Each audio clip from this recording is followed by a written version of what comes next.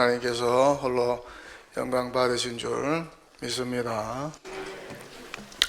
오늘 말씀의 배경은 백그라운드라고도 하고 어려운 말로는 컨텍스트라고도 하죠. 오늘 말씀의 배경은 예수님의 마지막 유월절 만찬입니다. 예수님이 체포되어 십자가에서 처형당하기 전에 제자들과 함께한 마지막 저녁 식사입니다. 이 만찬에서 예수님이 떡을 가지고 축복하시고 제자들을 향하여서 이것이 내 몸이라, 이것이 내 몸이라 그렇게 말씀하시고 이 떡을 주면서 받아 먹으라고 말씀합니다. 또 포도주가 든 잔을 가지고 감사 기도하시고 제자들을 향하여서 이 잔에 든 포도주를 받아 마시라고 합니다. 그러면서 이 잔은 죄 사함을 얻게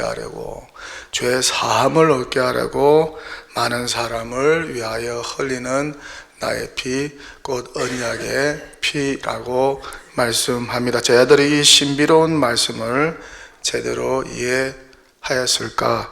이 말씀에 근거하여 교회는 역사적으로 성찬을 행합니다. 예수 믿고 구원받아 세례 받은 성도, 중생하고 거듭난 새 사람 된 성도들에게 성찬을 베풉니다. 떡과 포도주를 먹고 마시면서 그리스도의 대속적인 죽음을 기념하고 기억합니다. 그렇게 예수님이 제정하신 성찬을 통해서 온 교회가 다시 한번 구원의 감격과 기쁨 가운데 충만해지는 은혜를 받게 되는 것입니다. 그렇게 성찬은 예수님이 제정하신 은혜의 방편과 은혜의 수단이라는 것이죠.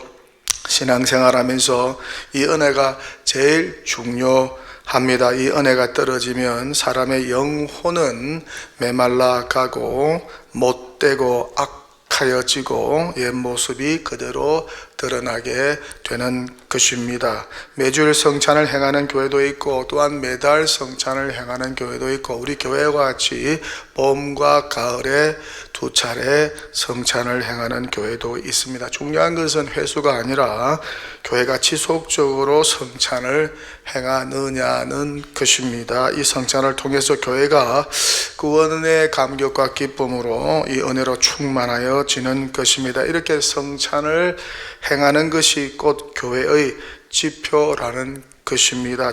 교회를 교회답게 만드는 것이라는 것입니다. 이에 대하여 웨스트민스터 소요리 문답 제96문 주의 성찬이 무엇인가에 대하여서 이렇게 답을 하고 있습니다. 주님의 성찬은 그리스도께서 정하신 대로 떡과 포도주를 주고받음으로써 그의 죽으심을 나타내 보이는 성례입니다.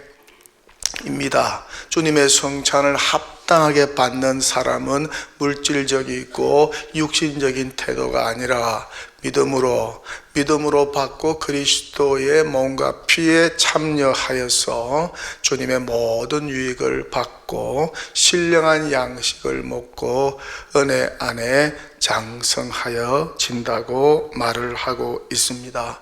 그러니까 성찬을 통해서 성도의 믿음이 장성하게 되고 은혜로 충만하게 된다는 것입니다. 또한 감사와 충성을 다짐하게 만드는 것이 거룩한 예식이니 성찬 예식이라는 것입니다. 성찬의 떡과 포도주와 주님의 임재에 관하여서는 네 가지 신학적인 학설이 있습니다. 화채설, 공제설, 기념설, 영적 임재설입니다. 이 부분에 있어서 천주교와 개신교 간에 이견이 있습니다. 그리고 개신교 안에서도 약간의 이견이 있습니다. 성경 해석의 차이입니다. 첫 번째, 천주교가 믿고 있는 화채설입니다. 화채설은 성찬 예식에서 신자가 받는 떡이 바로 그리스도의 몸이라는 것입니다. 사제가 이것은 내 몸이라, 이것은 내 몸이라는 축사, 예전문을 낭독할 때 그 즉시 빵과 포도주가 그리스도의 몸과 피로 변화된다는 것입니다. 성찬의 떡이 그리스도의 몸으로 변화된다는 것이죠. 이 화채설이란 단어의 뜻은 본질 혹은 본체가 바뀌었다. 본질 혹은 본체가 바뀌었다는 뜻입니다. 본질이 바뀌었기 때문에 형식이 어떠하든지 떡은 더 이상 떡이 아니라 예수님의 살이 된다는 것입니다. 그래서 성찬에 참여하는 신자는 그리스도의 몸을 먹게 된다는 것입니다. 어떻게 신자가 그리스도의 진짜 살을 먹고 그리스도의 진짜 피를 마실 수 있습니까? 미신적이죠. 잔인합니다. 이것은 인간의 감각과 이성에도 맞지 않습니다. 성경적이지도 않습니다. 이 화채설은 성체를 높이는 우상 숭배를 초래하였습니다. 로마 교회는 말로는 그리스도를 경배한다고 하지만은 실제로는 그리스도의 떡을, 이 성체를 숭배한 것입니다. 그래서 종교 개혁가들은 명백히 화채설은 미신적이고 이 화채설은 비성경적이며 또한 이 화채설은 우상 숭배라고 비판을 한 것입니다. 성경은 주님의 몸과 피를 기념하라고 했지, 그것이 성찬 때마다 주님의 몸과 피로 변화된다고 말씀하지 않았습니다. 상징적으로 말씀한 것이죠. 성경은 말씀합니다. 축사하시고 떼어 이르시되 이것은 너희를 위하는 내 몸이니 이것을 행하여 나를 기념하라 하시고, 19회 또한 그와 같이 잔을 가지시고 이르시되 이 잔은 내 피로 세운 새 언약이니 이것을 행하여 마실 때마다 나를 기념하라. 사도 바울은 고린도전서 11장에서 그리스도의 몸과 피를 이렇게 기념하라고 말씀합니다. 성찬의 떡과 포도주가 주님의 살과 피로 변화되지 않아도 상징적으로 떡을 먹고 상징적으로 포도주를 마심으로 예수 그리스도의 대속적인 죽음을 기억하고 기념할 수 있다는 것입니다.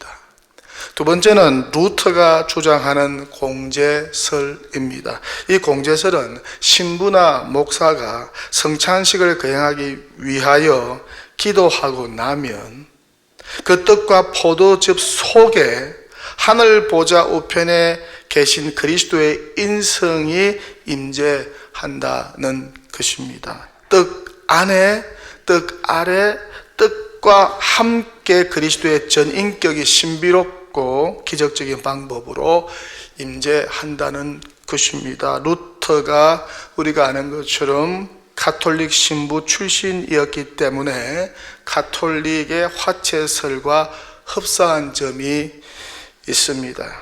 가톨릭의 화채설은 그리스도의 몸만을 먹지만은 루터의 공제설은 그리스도의 몸인 떡과 함께 그리스도의 몸도 같이 먹게 된다는 것입니다. 하지만 이 두 주장에는 성령의 역사와 사역이 배제되어 있습니다. 세 번째는 종교개혁파 1세대인 스빙글리가 주장하는 기념설입니다. 말 그대로 성찬의 떡은 예수 그리스도의 단순한 희생의 기념 표시이며 그것은 그리스도의 구속의 행위를 회상하게 할 뿐이라는 것입니다. 이렇게 될 때 성찬은 각자의 믿음을 통하여 그리스도를 영접하여 영적인 유익을 누릴 뿐 떡을 통해서 우리가 무엇인가 실제적인 것을 얻지 못하게 된다는 것입니다. 이 기념설은 대부분의 많은 장로교회가 따르고 있습니다. 하지만 역시 성령의 역사와 사역이 배제되어 있다는 것입니다. 네 번째는 장로교의 창시자이면서 종교개혁파 2세라고 할 수 있는 존 칼빈의 영적 임재설입니다. 성령 임재설이라고도 합니다. 이 영적 임재설은 성찬에 있어서 우리로 하여금 예수가 믿어지도록 역사하신 성령 하나님의 역사를 강조합니다. 저와 여러분이 깨달아서 예수 믿은 것이 아닙니다.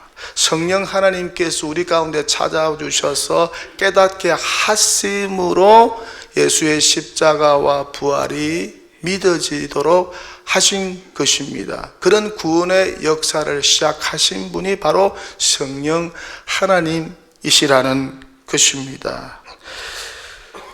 이것은 성찬의 떡을 먹는 순간 성령의 권능을 통하여서 그리스도가 임재한다는 것입니다. 비록 떡이지만 떡을 먹는 신자의 마음속에 그리스도의 고난과 죽으심에 대한 기념과 동시에 성령의 역사로 그리스도의 임재로 충만하여 진다는 것입니다. 그리스도와 연합되어진다는 것입니다. 그리스도의 임재 안으로 들어가게 된다는 것입니다. 이에 영적 임재실에 대하여 이성호 목사가 자신의 저서 성찬에서 이렇게 기록하고 있습니다. 칼빈의 영적 임재설을 실제로 적용해 보자. 성찬식에서 과연 어떤 일이 벌어지고 있는가? 성찬식에 참여한 성도들의 영혼은 한 몸을 이루어서 성령의 역사에 의하여 하늘로 들려 올려진다. 그들은 하늘에 계신 그리스도의 임재 안으로 들어간다. 그리고 성령 하나님은 부활하고 성천하신 그리스도의 몸에서 나오는 영혼의 양식을 그들에게 나누어 주고 신자들의 영혼은 믿음으로 그 양식을 받아 먹는다. 이것은 우리의 이성으로 이해할 수 없는 신비입니다. 그러나 성경적 가르침이기 때문에 오직 믿음으로 받아들일 수 있을 뿐이다. 그렇게 적고 있습니다. 이렇게 영적 임재설에는 성령의 놀라운 역사와 임재가 충만한 가운데 진행이 될 뿐만 아니라 하늘에 계신 그리스도의 임재 안으로 우리가 하나가 되어서 그 임재 안으로 들어가게 된다는 것입니다. 우리 교회가 속한 대한예수교 장로회 합동 측은 칼빈의 영적 임재설을 믿고 따릅니다. 떡으로 그리스도의 고난과 죽음을 기념하는 동시에 성령의 임재와 권능으로 그 떡이 그리스도의 몸으로 믿어지게 된다는 것입니다. 그렇게 떡과 포도주를 먹음으로 그리스도와 연합하게 되고 온 성도가 연합하게 되고 또한 그리스도의 임재 안으로 들어가게 된다는 것입니다. 이 일을 하시는 분이 바로 누구라는 것입니까? 우리 각자로 하여금 예수 믿게 하신 성령 하나님이시라는 것입니다. 비록 성찬의 떡과 포도주를 그리스도의 고난과 죽음으로 기념하여 먹지만 동시에 성령의 역사와 임재로 그 떡과 포도주를 그리스도의 몸으로 믿고 먹게 되고 그리스도와 연합하여 하늘 보좌 우편에 앉아 계신 그리스도의 임재 안으로 들어가게 된다는 것입니다. 이 일에 성령께서 개인의 성찬과 또한 공동체의 성찬 가운데 놀랍게 강력하게 신비적으로 역사하신다는 것입니다.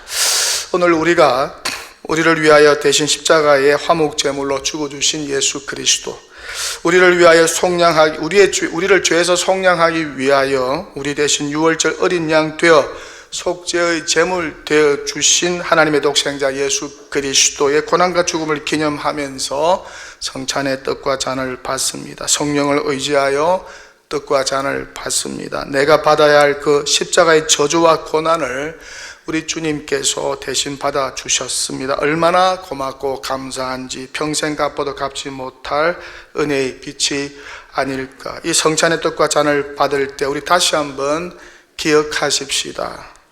나와 그리스도가 연합되었다는 사실, 나와 믿음의 형제들과 연합되었다는 사실, 나를 대신하여 예수 그리스도께서 십자가에서 고난받고 나 대신 죽어주셨다는 사실, 이 놀라운 대속의 은혜를 기억하면 어떨까? 또한 예수 그리스도의 피가 우리의 죄를 대속하시고 참 생명을 주셨다는 것과 그리스도와 우리가 한 몸, 원 바디가 되었다는 사실을 놀랍게 다시 발견하게 되면 어떨까? 이렇게 그리스도의 몸과 피를 통해서 죄 용서함 받아 의롭게 되고 구원받아 영생을 얻게 되고 하나님의 자녀가 되었습니다. 이 영광스러운 신문에 걸맞게 우리가 살고 있는지 우리 자신을 한번 깊이 성찰하고 돌아보는 시간이 되면 얼마나 좋을까. 사도 바울은 로마 교회 성도를 향하여서 이렇게 권면하고 있습니다. 그러므로 형제들아, 내가 하나님의 모든 자비하심으로 너희를 구원하노니 너희 몸을 하나님이 기뻐하시는 거룩한 산 제물로 드리라. 이는 너희가 드릴 영적 예배니라. 너희는 이 세대를 본받지 말고 오직 마음을 새롭게 함으로 변화를 받아 하나님의 선하시고 기뻐하시고 온전하신 뜻이 무엇인지 분별하도록 하라. 이런 영적 분별력과 거룩성을 가지고 살고 있는지, 선하신 하나님의 뜻과 그리스도의 말씀에 복종하며 살고 있는지, 교회의 영적 질서를 잘 따르고 있는지, 세속 도시에서 구별된 성도의 삶을 잘 살고 있는지, 빛과 소금의 역할을 잘 감당하고 있는지, 사랑하고 용서하며 살고 있는지, 습관적으로 짓고 있는 죄는 없는지, 즉시 회개해야 할 죄, 끊어버려야 할 죄는 없는지, 그렇게 구원받은 주의 백성, 거룩한 주의 백성으로 성찬에 참여한 성도로서 부끄러운 것이 없는지, 무엇보다 나의 의지와 능력과 경험보다 성령 하나님의 능력과 그분의 인도하심을 전적으로 믿고 의지하며 따르면서 살고 있는지 우리 자신을 돌아보는 성찬이 되면 얼마나 좋을까. 성경은 말씀합니다. 그러므로 누구든지 주의 떡이나 잔을 합당하지 않게 먹고 마시는 자는 주의 몸과 피에 대하여 죄를 짓는 것이니라. 사람이 자기를 살피고 그 후에 이 떡을 먹고 이 잔을 마실지니 주의 몸을 분별하지 못하고 먹고 마시는 자는 자기의 죄를 먹고 마시는 것이니라. 무엇보다 성찬을 통해 성도는 그리스도의 고난과 하나가 되고 그리스도의 죽음과 하나가 되는 것입니다. 그렇게 십자가에서 예수님과 함께 우리 각자도 죄에서 죽은 것입니다. 이렇게 성찬의 떡을 먹으면서 그리스도와 하나가 되어 죄에서 죽는 것입니다. 나의 정과 욕심을 십자가에 못 박아 그리스도와 함께 죽여버리는 것입니다. 사도 바울의 고백대로 내가 그리스도와 함께 십자가에 못 박혀 죽는 것입니다. 이런 고백과 결단이 있어야 되는 것입니다. 성찬을 통해서 죽는 것입니다. 죽어 이제는 의로운 몸으로 거듭나고 부활하게 되는 것입니다. 이후로 나 자신을 위해 사는 것이 아니라 그리스도를 위해 사는 것입니다. 이런 고백과 결단이 성찬 예식 가운데 우리 안에 임하게 되면 얼마나 좋을까. 설교를 마칩니다. 이렇게 오늘 성찬 예식을 통하여서 그리스도와 함께 죄에서 죽고 우리 각자에게 임한 대속의 은혜, 속죄의 은혜를 기억하면 얼마나 좋을까. 그 은혜에 감사하며 그 은혜에 보답하며 그 은혜를 찬송하며 살면 얼마나 좋을까. 또한 그 은혜에 걸맞는 거룩하고 구별된 삶을 살아야 하겠다고 하는 각오와 결단이 우리 가운데 임하게 되면 얼마나 좋을까. 이런 결단과 각오를 통하여서 하나님께 영광 돌리시고 나 같은 죄인을 이 영광스러운 성찬에 초대하여 주신 하나님 아버지께 무한 감사 영광 찬양 올려드리는 언약의 백성으로 다시 한번 거듭나고 새롭게 되는 은총과 축복이 우리 모든 성도들 가운데 충만하게 되시기를 축원합니다.